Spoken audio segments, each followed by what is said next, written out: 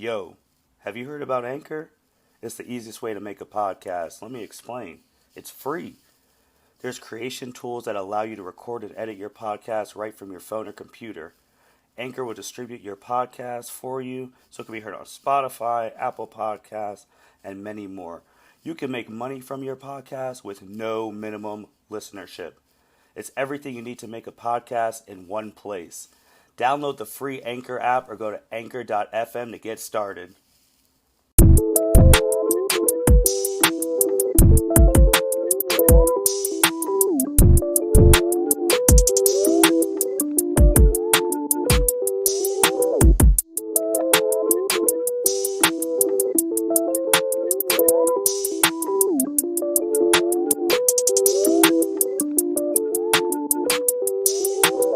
Welcome, everyone, to the L7C podcast. Today, we are finally going to be giving a spoiler-free, a little spoiler, so just putting that out there. There will be some spoilers, but not too much, of the Zack Snyder Justice League, a.k.a. release the Snyder Cut. And we have the captain, Byron Mitchell, with us. How you doing today, sir? Oh, I am doing good. Woke up, had a great workout this morning, so we're good. Hey, that's what I like to hear. That's like what I like to hear, man. But as I said, we're reviewing the Snyder Cut.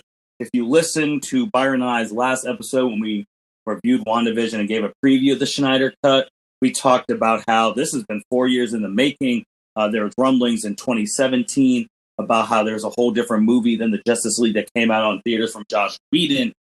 So just listen to that to hear about the history of the Snyder Cut. It was the last podcast Byron and I did together.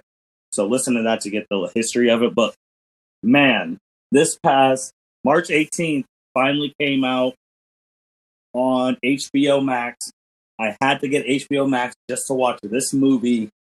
4 hours long, but oh man, Byron, what did you think of this movie? First off, wow. Like, definitely a different movie from the 2017 release. I enjoyed every 4 hours. It was, for me, the 4 hours was worth it. No, man, I agree. I popped that sucker and didn't really feel like 4 hours to me. It only felt longer because I'm going to review it. So I had to pause, take some notes down. Like I had to do like things of that nature. If I would have went just straight through, it would have went through super crazy. But yeah, man, for those who didn't believe that it's a different movie, we're here to tell you it's literally a completely different movie. The beginning is different. The entire movie is different. I would say we only saw about 25% of the stuff from the Snyder Cut in the movie that Josh Whedon came out. Like scenes like I Bought the Bank was still in there. Yep. Like those type of things were there. But man, the whole beginning was completely different. The redesign on Stefan Wolfe that made him look like a monster, badass monster. Like, it's just different, man. And what I wrote down with some notes, the differences, some of mine that I saw, that campy humor that was in Whedon's one, that was gone. Yeah. In Josh Whedon's one, they made the characters too campy. Like Batman wasn't Batman, and then like Whedon just it's his campy humor, but it wasn't working for that movie, so they got rid of that. And better fight scenes. There was a lot better fight scenes in this movie than there were in the previous one. Like the fights, you were like, oh, they're really getting active out here. That was one of the things too, and it fleshed out the characters better. Like Cyborg and Flash were MVPs for me in this movie. They got a lot more screen time and shine. Yes. In the Whedon one, they were just there. Aquaman got more shine in this too. Yeah. They were just there. In the Whedon one, they were definitely like, I'm not going to say afterthoughts, but it kind of felt like you already knew about Superman and Batman and Wonder Woman because of the previous movies. So they added Flash and Cyborg, but they didn't really have a backstory for them. So it wasn't right. Yeah, Cyborg especially, he got a huge backstory. And now we're finally seeing why Ray Fisher had so much issues with Josh Whedon and Jeff Johns and them, because his character was not portrayed in the greatest of lights in Whedon's cut and Snyder's cut, he was like the top guy almost. Yeah. Like you felt for him and his backstory. Like you wanted him to succeed. And the moment when you do see that, it's such a great payoff. Yeah, it really is. And then we obviously talked about Stefan Wolfe being so much sweeter than he was in the Whedon cut. Because there was characters like... added a backstory for Stephen Wolfe as well. You got his motivation of why he's coming to Earth to get the mother boxes. So it just made his villain story that much better as well. Yeah, man. And then obviously we got Martian Manhunter. We finally got to see him in Martian mode in the movie, and that was fantastic because there was always rumors about it. And in Snyder's cut, he said, no, he's there, Martian Manhunter. He doesn't fight, but he has some scenes, and we got to see him, so that was super cool. I like the way they designed Martian Manhunter. It was... Oh, he looked clean, yes. Clean. We got to see, obviously, we talked about Barry Allen struggling to get a job, things like that. And then you see him, for anyone who is a Flash fan, for anyone who has been watching probably the greatest Flash of all time, Grant Gustin, on TV on the CW, you know, when you speak Barry Allen, you have to talk Iris West. Yes. And we finally got to see the first time in that universe where Barry and Iris meet. That was... And Barry saved... That was a great scene. That was good. That was a great scene. So she saw him, and then that's probably going to help the Flash movie going forward because she's probably going to be looking for that guy who saved her from that truck because she's an investigative reporter as well, and she'll be looking for him to thank him and things of that nature. And one of the biggest was Darkseid. Oh my God! Why is he so hard in this movie? Take it away, man. Darkseid, like, he was only in a few brief scenes, but in each scene he was in, he made an impact. Like, the first time we see him, they do a backstory of, like, the first time he came to Earth, and the way he just jumps out of that plane, I'm like, okay, someone's about to die. You hear, because we didn't see, again, this movie was so different. You didn't see this scene as well. When the Amazons get rocked by Stephen Wolfe and Queen Hippolyta is like, don't worry, she'll know. She shoots that arrow. Obviously, Wonder Woman is at her job. She sees the fire. She goes there. And that was all you saw in the Whedon thing. Yeah. In the Snyder thing, you see her pick up the arrow, plug it into the secret wall, opens up. You see the history. And Diana Prince, who, all things considered, is the best fighter, right? Definitely now in their DCEU and in the DC's pantheon of obviously skill, all of that. And you see her looking up at the drawing of Darkseid, and she is spooked. Yes. Spooked. So then she goes and tells Bruce about the story of Darkseid, because that story was completely different the way it was told in the Whedon thing. They don't even mention Darkseid's name. Darkseid's only mentioned once. Yeah, and that was towards the end of the movie, like in the before the final battles. Steppenwolf says for Darkseid, and that's the only mention you get of Darkseid in that whole entire 2017 cut. And then this cut, Wonder Woman's mentioning him straight from the jump, talking about how he came and it took all those people, the Amazons, the Atlantean man, the gods at that time, Zeus, the Lanterns, all to stop this one guy from taking over. Yes. Earth. And we come to learn too that Earth is the only planet Darkseid has failed to conquest, and he didn't realize it was that Earth until Steppenwolf told him. Yes, Steppenwolf said some things, revealed some things. The anti-life equation is on Earth. I don't know how I feel about that. Yes, and for those who don't know what the anti-life equation is, it's Darkseid's whole MO. It's what he wants. It's a mathematical formula that proves the futility of existence and free will. In the wrong hands, the formula is a terrible weapon and the power to brainwash and enslave entire worlds. So basically, Darkseid's goal is to get the anti-life equation so he can transform everyone into unthinking, unfeeling servants. Yes. So the only thing they would know is for Darkseid. like their existence is for Darkseid. So that's on Earth, and Stefan Wolfe realized that, and God, that causes so many things going forward because we did not have this in the Whedon cut at all. We didn't even have a mention of anti-life equation. Oh no! So now Darkseid's coming. Well, he's coming to Earth from this movie, and he gets the face-to-face with the Justice League. And yeah, it's a big deal. And also for the people who don't, if you know DC, red skies equal crisis. Yes. And obviously the biggest one ever was Crisis on Infinite Earths, which me and Byron have covered on previous ones. We're going to cover more in future ones. But another crisis that happened was Final Crisis. And this is where Darkseid's like, you know what? I'm tired of this. I'm getting the anti-life equation. And it's all hands on deck to stop him from getting that anti-life equation, which he succeeds in getting, and things just, it gets bad. It gets yeah, we don't bad. need him getting that anti-life. But now he knows it's on Earth, and Byron liked one of Darkseid's last lines of the movie about ready the Armada, we'll do things the old way. No, we can't have the old way, because the old way was that backstory of him invading a whole bunch of parademons, Desaad, Granny Goodness. Oh man. Mm-hmm. We're about to get invaded.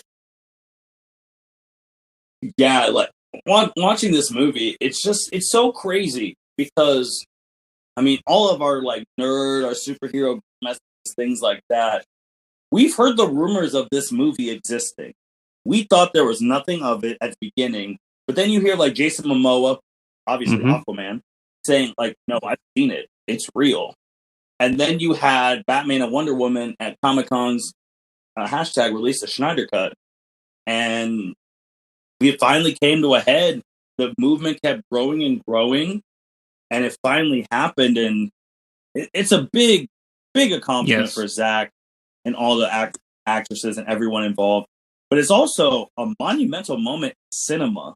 Because now, seeing that this happened with a group of fans, I almost take it to like the Save the Crew movement. Yep. That fans, if there's something out there that wasn't supposed to go out there, like, or different cut, they could really bring this stuff to light. Like a release of this cut, like this could be a real thing going forward in cinema. I mean, I hope it does, because there's probably some movies out there that are way different from what the original Vision was because of, replaced directors or, studio involvement. So there's probably a whole crop of movies that are much better than what was already out there. I know one that already went out was the Ayer cut for Suicide Squad, because that movie was terrible. And David Ayer's like, that is not what I wanted to put out. And then of course you have the small glimpses of people saying release the Ayer cut. But we talked about, from movie wise, we would know what would happen. Darkseid's coming. Yep. Things are going to get real bad. But behind the scenes wise, we talked about this in our preview. After the success of this Snyder Cut, Byron, and it was crashing HBO Max because people like me were literally getting it just to watch this movie. What does DC do here now? I mean, personally, they have to run it back. Like Warner Bros., I don't know who needs to talk to who, but they got to run it back because this movie was successful, in my opinion. And plus, it was crashing HBO Max. So, a lot of people spend money just to watch this movie. So, if they don't make another movie, Warner Brothers is just leaving money on the table. Yeah, not only did it crash HBO Max, it was crashing Twitter, all that stuff. Just the Rotten Tomato scores are as night and day as the movies. Justice League in 2017 got a 40% from critics and a 71% from the audience. 2021 Snyder Cut got a 75% from critics and a 97% from the audience. That is literally night and day. And with Zack Snyder, too, I mean, look, I'm a diehard DC fan, and I've been extremely hard on him, especially with BVS, with all the issues I had with that, just because the movie was announced in 2013 and it took 3 years to come out, and you made me wait 3 years, and the movie wasn't even good objectively. It had good moments, but it was not good, and it just wasn't good. And Suicide Squad wasn't good, and we saw the DC and Man of Steel. I felt like Man of Steel was all right, but some people feel like it wasn't. I feel like it's a 50-50. So the first 3 movies in the DCEU were starting a little rough. You hit Wonder Woman, which was the gold standard, and that was riding it back up. You hear Aquaman. Aquaman was the first billion-dollar movie in the DCEU. You hit Shazam. Which was like a 9. I think it was a 90 on Rotten Tomatoes. Don't know where it's at now, but that was a really good movie as well. And then you had Harley Quinn and the Birds of Prey. That came out closer around COVID, so I'm not really... But the movie was all right. Black Mass was really good in that movie. And then you hit Wonder Woman 1984, which was not as good as the first Wonder Woman. I'll be the first to say that. It also came out during the COVID time. It also broke streaming records for a big movie on HBO Max when it came out. Pretty sure those records have been broken. Oh, most definitely. The Snyder Cut and Wonder. So those movies were good. And then you got, and remember, we have another DC movie coming out this year with Suicide Squad, the revamp, with James Gunn taking the helm, and Harley's back, but then you have people like Cena and all that. So, and then also Peacemaker, John Cena's getting his own show, and DC, and then Wonder Woman signed on for obviously her third movie, and we have The Rock and Shazam. I mean, The Rock is Black Adam coming, his movie, then we'll have to sooner or later be Shazam too. This Justice League movie, this Snyder Cut, changed so many things that we talked about in the preview. If it was good, they would have to consider running it back. It blew me away on how different it was and how much better it was. They have to figure something out. And they have to bring everyone back. I know Ben Affleck has some problems, but they need to bring Vinny A back. They need to bring the guy Ray Fisher who plays Cyborg. They need to bring him back. Especially after that fleshed out backstory of Cyborg. They definitely have to bring him back. Well, Byron, I think that's the issue. Because they have to run it back, but they have to run it back with the same people. And before you even get Ben or Ray, and you didn't even get Henry Cavill, obviously, because he's been will he or won't he.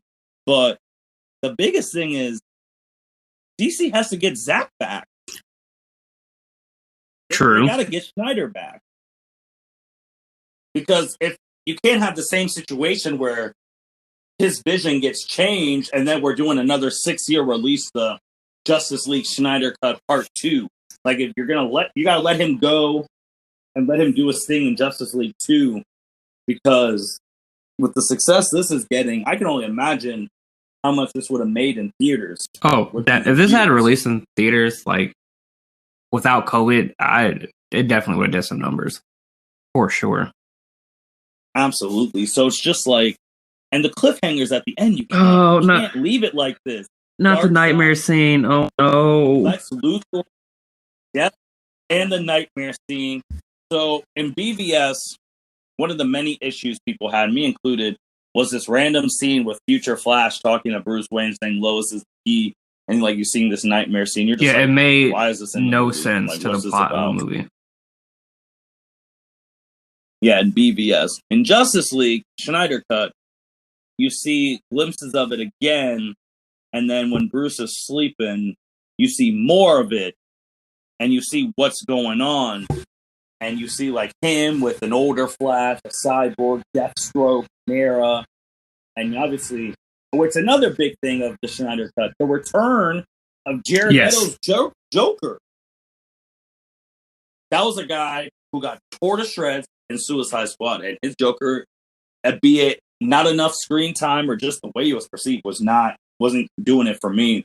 But obviously, in the second trailer of Justice League, when you hear the "We Live in Society" line and you see him turn around, and you're like, "Oh my goodness, yes, that is a Joker," and you see his interaction, because this is the first time in the DCEU you see Jared Leto's Joker and Ben Affleck's Batman interacting with each other, and be it for 10, 15 minutes. Oh my goodness, it was wild. Scene was fire. And it was just because of the interaction between Batman and Joker.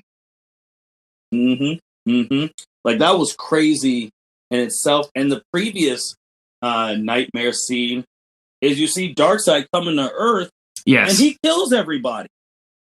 He goes to Atlantis, Omega beams Aquaman, dead. Wonder Woman, dead. Like, everyone is dead. And that was before they brought back Superman, and Cyborg's like, oh, I don't know if we can do this now. I mean, oh, man. I think either I read a rumor or heard it on a random YouTube clip yesterday that in Justice League 2, like, the nightmare like scenario was going to play a huge role in the next Justice League movie, which I would be down for. Oh yeah, me as well. And if you remember, before they were preparing for battle, Diana asked Bruce what's wrong, and then he said, I was sitting in the chair, and Barry Allen came through, and he said Lois was the key, and then Wonder Woman was like, yeah, Lois is the key to Superman, to his heart. And then, obviously, they've talked about, if you remember in BVS, Superman has Batman's like, she was my whole world, and you let her die. And Joker's like, so how many more worlds are you going to destroy? And how come you're never the one who dies? How come it's everyone else? And you're just like, oh my Joker was throwing out some lines yesterday, man.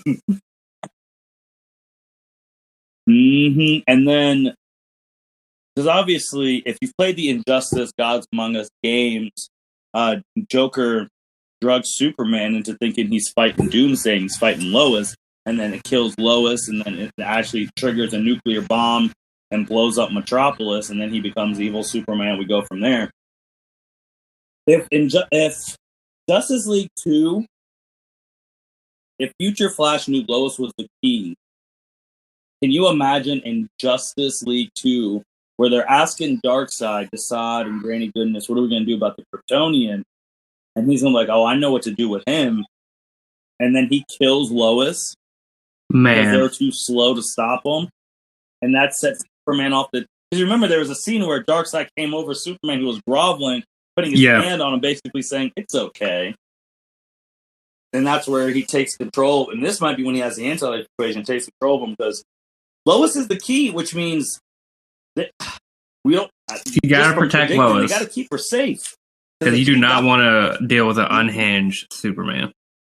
Who just lost the love of his life. And God forbid it's like in Justice the Game, where they kill her when she's bearing a child. And there was...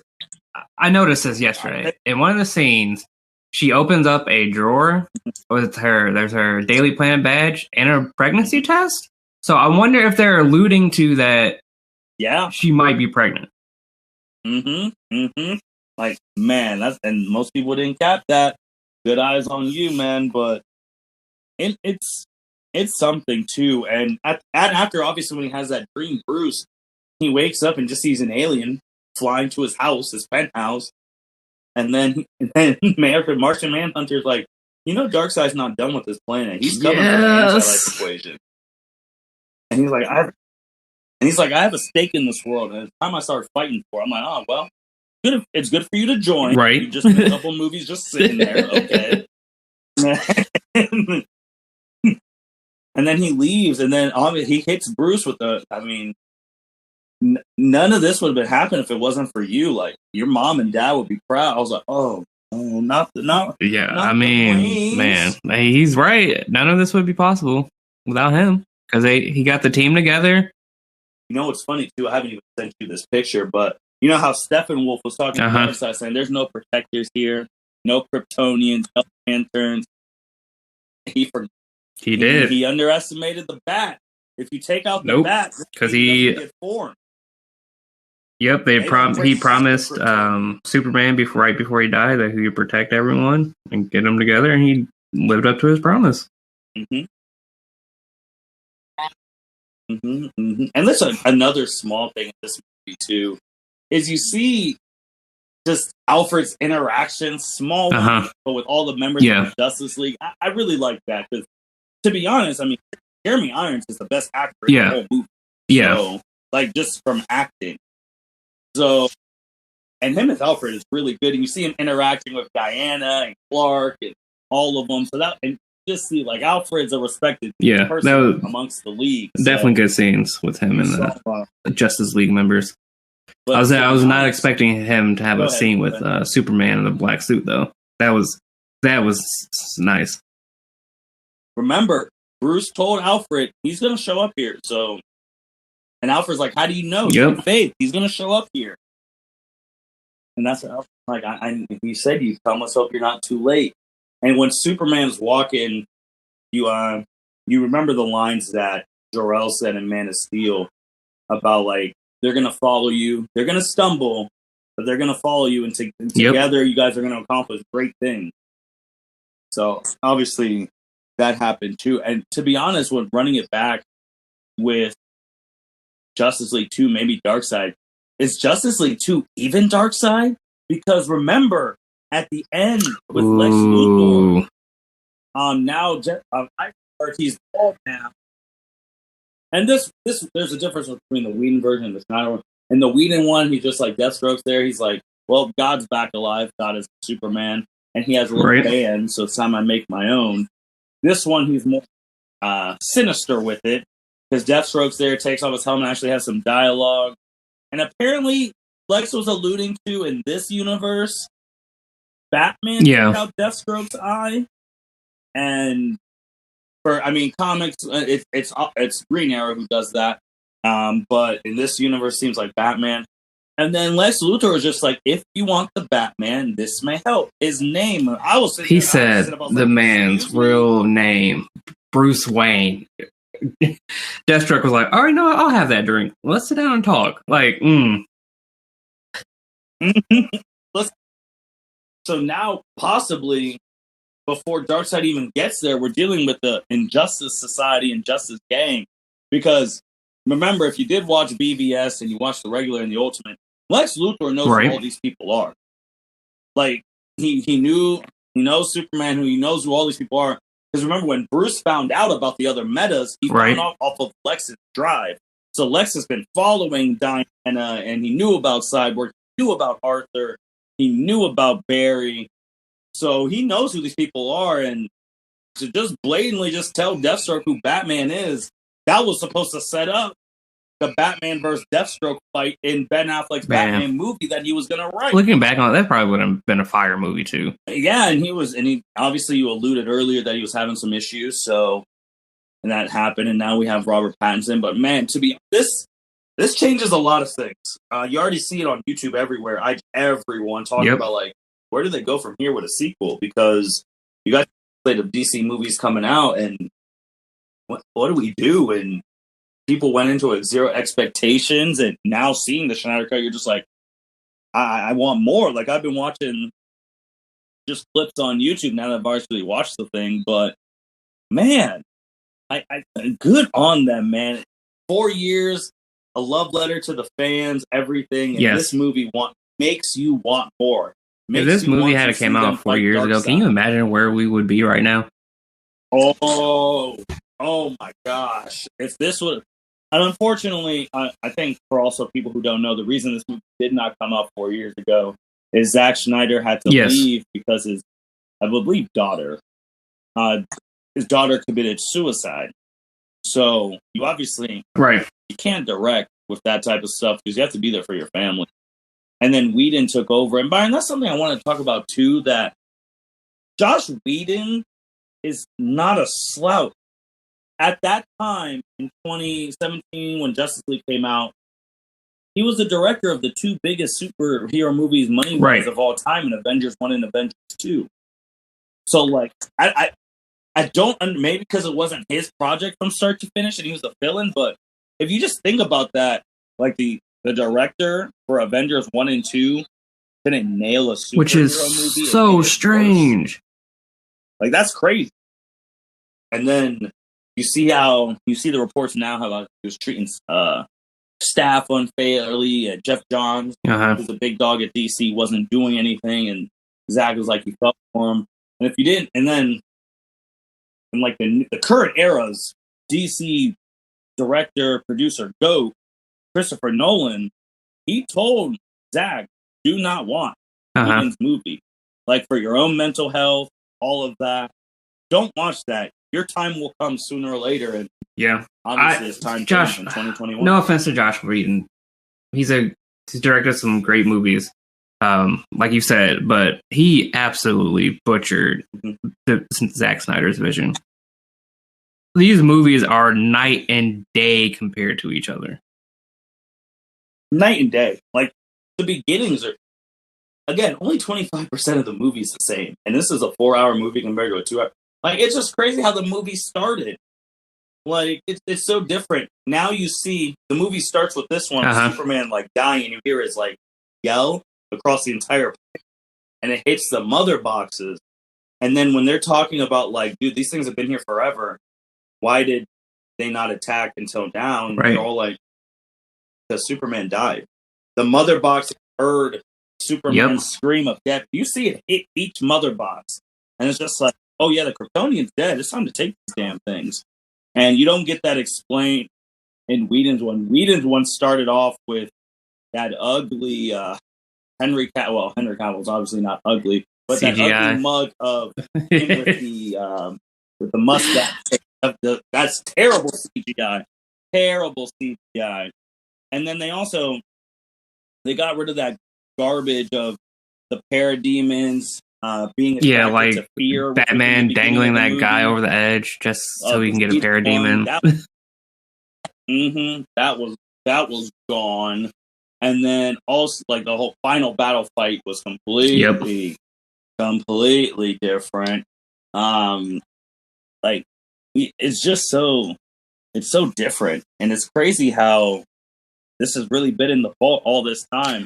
And I just don't understand why. Maybe they wanted to preserve what Josh Whedon did, but I mean, the circumstances that happened weren't Zack Snyder's fault. So I feel like they should have released this sooner, because this was his movie. This was his idea. He wanted to create a Justice League, and he had, I think, at least 2 or 3 movies in the chamber for Justice League, so they should have released this sooner. I do like at the end, they do have like a little tribute he put in there just for Autumn for his daughter, which is just a nice touch.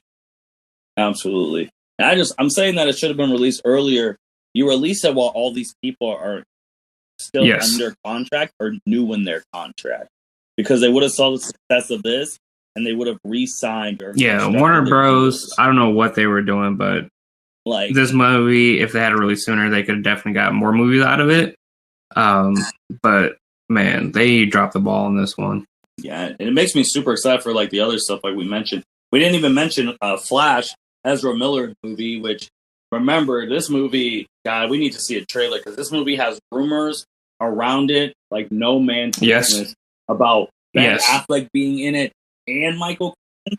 So we need a trailer for that ASAP. I think it's supposed to come out 2022, but we need to actually see, because they might have to change that script depending. Oh yeah, it's supposed to be Flashpoint, which I could see. I mean, I still think it's a little too early to do Flashpoint without a first singular Flash movie, but I'll take it because the way they set up his backstory and Zack Snyder's Justice League makes me want more. Like that scene during the final battle where he's running like to reverse time, that just was such a beautiful scene. Like the CGI they did for it was amazing. That's Flash, man. If you ain't hip to Barry Allen Flash, when all things go south, they have that ace in the hole. Not supposed to do it because it messes things up, but we have the reverse time to save everyone. And man, Superman's entrance in this, in the black suit, you see why. Man, that was so hard. The way he ate that axe and said, "Not impressed." And then froze it with his freeze breath, and that iconic scene when Stefan was on the ground, Superman, and you're looking up from his view, and you see Superman up top, punches you in the black suit, eyes go vision. You're just like, oh my god! And like Stefan, with the way he goes, I feel like he goes down more honor in this one than that last one. Whedon, when he got ate by the parademons because he was feeling fear, which was stupid. But also, that miscellaneous family is not in the Snyder Cut. There was no reason for them being in the They had served no purpose. Yeah, which I mean, it they're definitely doesn't take away from the story at all. They were so random. Like, I guess I could get it to see, like, oh, this is what people are experiencing who live there, but it just, honestly, it didn't really add value to the story. Dude, yeah, it was random. And then the way Stephen Wolfe dies, man, and spoiler alert, after Superman's done with him, and he's just like, and the boom tube opens, and he's not paying attention, because he's like, he's here. Oh, yeah, I definitely thought Darkseid was about to step through that boom tube. I was like, yeah, it's over for you guys. Yeah. And then, like, a spoiler again, like, he wasn't paying attention. Aquaman stabs him in the back with his trident. And then Superman comes, punches him, about to send him through the boom tube. Here comes Wonder Woman running in iconic motion, grabs her sword, and cuts Stephen Wolfe's head off. And then Stephen Wolfe's head rolls into the boom tube and rolls at Darkseid's feet. And you just see how Darkseid just and then stares him down. Just stepped on it. Mm-hmm. It's Darkseid staring on his boom tube side, staring down the whole Justice League. They are all there just staring them face to face. And Byron was talking about, he's like, oh, well, he might step through. And is this what the rest of the movie is? Because if he's stepping through, they're going to need more than 4 hours. But, oh my. Yeah, and then, like you said, that line of him, like, we're just going to do it the old ways. It reminds me of when Thanos was sped up. Same vein. Same move, like, y'all pissing me off. It's time to go. Yes. The same energy. He's like, no, I trusted this guy. My top advisor said he would fail, and I didn't listen. And he's like, we're not stopping at nothing. When he said, ready the Armada, and you just see, like, them all clear in there, and he's walking, and we're doing it the old ways. I'm like, oh, my God. He's about to... And currently, the league only has 7, because Martian Manhunter's there. But now, if you think about the movies, obviously, if you saw Shazam, you saw that Superman cameoed at the end. So you got to get Shazam. He's strong. Black Adam is an anti-hero, but you got to get The Rock. All hands on deck. When it's someone like Darkseid, you got to put your personal... Like, this is a guy who's up there. He's up there in those realms. Like, outside of, God forbid, if, like, the Monitor and them came into this, outside of that... Not the Monitor, not the Anti-Monitor. Mega bad. No, yeah, we have that. We already did it on TV. They ain't ready for that one. We already did on TV. It's done. We restarted the universe. Shoot, it's kind of funny that Oliver Queen restarts the universe and we get the Snyder cut. Wow, never put those two together. Just think of that. Think of that. Maybe that's what the universe restarted, so you get a whole new movie. But I think the only con to this movie, besides normal stuff, I mean, 4 hours. I mean, that is a little much, but I don't think it would have been 4 hours if it was in theaters. I think it would have been like 3, and then you would have had like a director's cut thing if you bought like the Blu-ray or DVD. And since this is only on HBO Max, which I think it was funny too because it was in the 6 parts. But there wasn't like you could click on when I watched it, it was straight through. So I don't know if they're going to break it into like different parts going forward. But on when you first watch it, it's definitely straight 4 hours.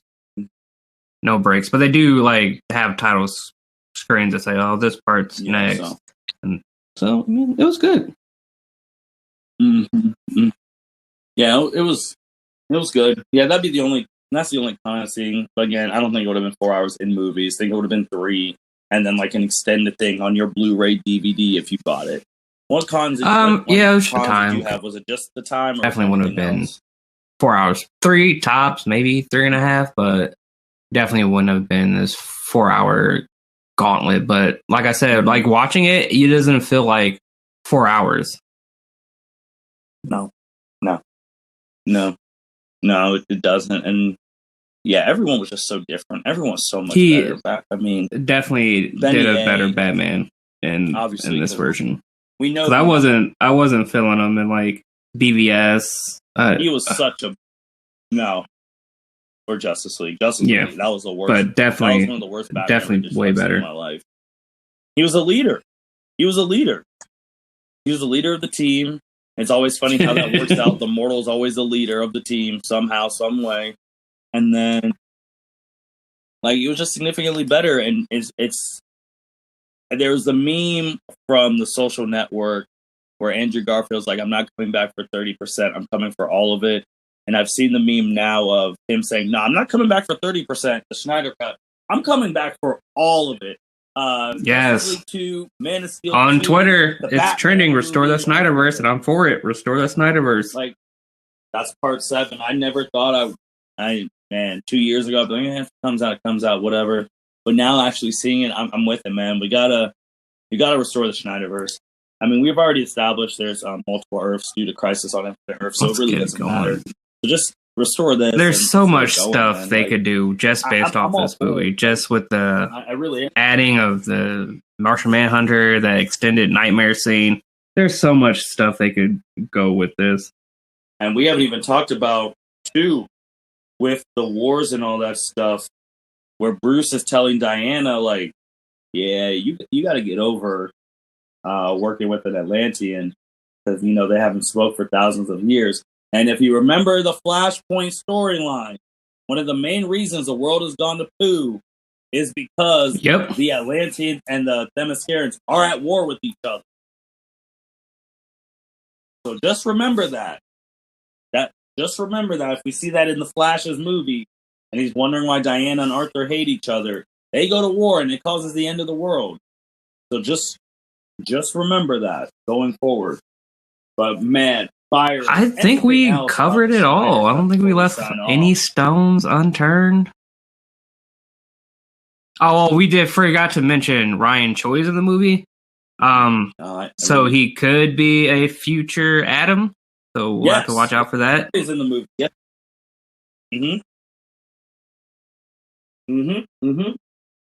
Ryan Choi was working with Cyborg's dad at Star Labs. So yeah, and they even talked about like his particle thing is his thing. It's like, yeah, that's my thing. So that's the future. It could be the Atom. We're gonna have to wait and see. Now I am. Even though it might not be, I'm excited for the new Suicide Squad. I respect James Gunn as a director. So I definitely will be looking forward to that. I definitely need them to drop a trailer soon, not all these teaser trailer stuff, because it's supposed to come out this year. So I need a full trailer. Yep. No, I agree, man. I agree. And obviously, thank you everyone for listening to L7C Podcast. Make sure you like, rate, comment, subscribe wherever you listen to. Apple Podcasts, Google Podcasts, Spotify, Radio Public, YouTube, and man. L7C, we're here, man. Restore the Snyderverse. Part 7. Yes. That's part 7. Restore the Snyderverse. Gotta happen. I mean, I'm going to be watching... Which clip? I'm going to be watching that Dark Side clip. Ready the Armada, we're doing it always? Telling everyone, ready the Armada. I need to find that nightmare scene on YouTube. I gotta watch it multiple times. We live in a society. And again, I really knew this movie was going to do something in the first trailer. And Batman's like, I don't care how many demons he's fought, how many hells. He's never fought up. Yes, there are so many hard lines in this movie. Like, one line that I liked, when Steppenwolf first shows up to Themyscira, and the Queen was like, Daughters of Themyscira, show them your fear. We have no fear. I'm like, okay, let's go. We have no fear. Yeah. Oh, woo! Hot damn. Yep, we have no fear. Right. We gotta sign off, or we're just gonna start reciting all the lines, and we'll have like a 10-hour podcast. But thank you everyone for listening to the L7C podcast. You guys. Thank you for listening to this episode of the L7C podcast. Be sure to like, rate, review, and subscribe to the channel. Follow us on all social media platforms, and we'll be talking to you guys soon. Take care.